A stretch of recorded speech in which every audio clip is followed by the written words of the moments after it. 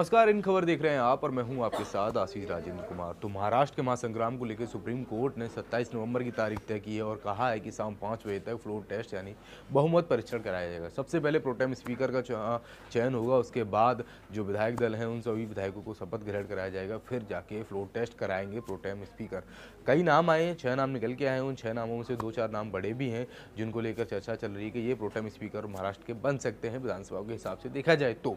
लेकिन अब सबसे बड़ी दिक्कत सामने है, वो भारतीय जनता पार्टी के सामने है, यानी बीजेपी के सामने है, यानी कि जो मुख्यमंत्री पद की शपथ ले चुके हैं देवेंद्र फडणवीस के सामने है।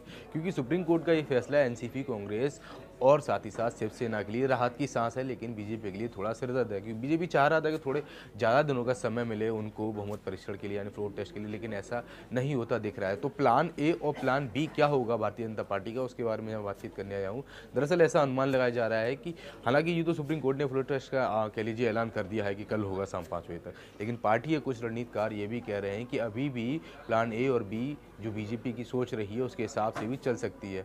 कुछ दिग्गज नेताओं का पार्टी के ये मानना है कि बीजेपी के लिए अभी थोड़े चांस बाकी हैं, क्योंकि जो अजीत पवार हैं उनको अभी एनसीपी यानी पार्टी ने नहीं निकाला है, ना ही उनका निष्कासन किया है। तो कहीं ना कहीं जो विधायक हैं उनके साथ में वो कल जब विधानसभा में पहुंचेंगे सभी विधायक, तो शायद बीजेपी के साथ जा सकते हैं, या कह लीजिए अभी भी वहाँ से थोड़ी बहुत ऐसे कह लीजिए राहत की सांस एक उम्मीद की किरण जगती हुई दिखाई दे रही है।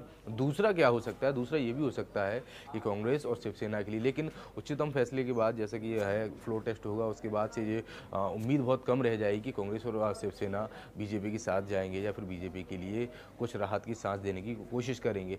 फिलहाल साफ तौर पर यह दिख रहा है कि अब दिक्कतें बढ़ गई हैं भारतीय जनता पार्टी की, अब दिक्कतें बढ़ गई हैं, क्योंकि जो प्लान ए और बी सोच रहे थे लोग, वो प्लान ए और बी काम आने की कगार पर नहीं दिख रहे हैं। क्योंकि जब फ्लोर टेस्ट एक बार हो जाएगा उसके बाद ऐसा लगेगा कि किसके खिलाफ बहुमत जाएगा, किसके पक्ष में जाएगा, तो उसके आधार पर तय होगा कि महाराष्ट्र की सत्ताई कमान किसको मिलेगी। लेकिन फिलहाल जो स्थिति दिख रही है उससे कहीं ना कहीं ये साफ नजर आ रहा है कि बीजेपी के लिए ये फ्लोर टेस्ट कहीं ना कहीं उनके खिलाफ जाने वाला है। क्योंकि एनसीपी, कांग्रेस और शिवसेना के अगर आंकड़ों की बात करें, जो कि विधायकों की कह लीजिए जो नंबर हैं उनके आधार पर, तो 56 शिवसेना, 54 एनसीपी और 44 कांग्रेस और अन्य शायद 10, उसके हिसाब से मिलाकर इनका टोटल आंकड़ा 162 बन रहा है।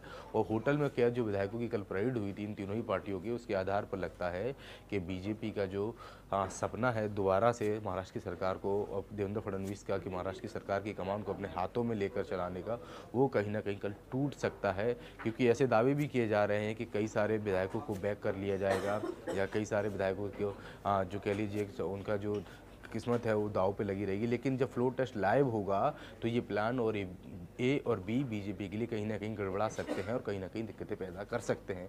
खैर, कल देखना होगा। आज का दिन भी बहुत महत्वपूर्ण है कि क्या बदलाव होंगे, लेकिन कल का जो 27 नवंबर का दिन है वो बहुत बड़ा बदलाव का दिन होगा। साथ ही साथ महाराष्ट्र के अंदर जो महाभारत चल रही है राजनीति को लेकर, उसका भी अंतिम दिन कल साबित हो सकता है। जो अपडेट आएगी हम आपको देते रहेंगे। देखते रहिए इन खबर। धन्यवाद। इन खबर चैनल को सब्सक्राइब करें और बेल आइकन दबाना ना भूलें।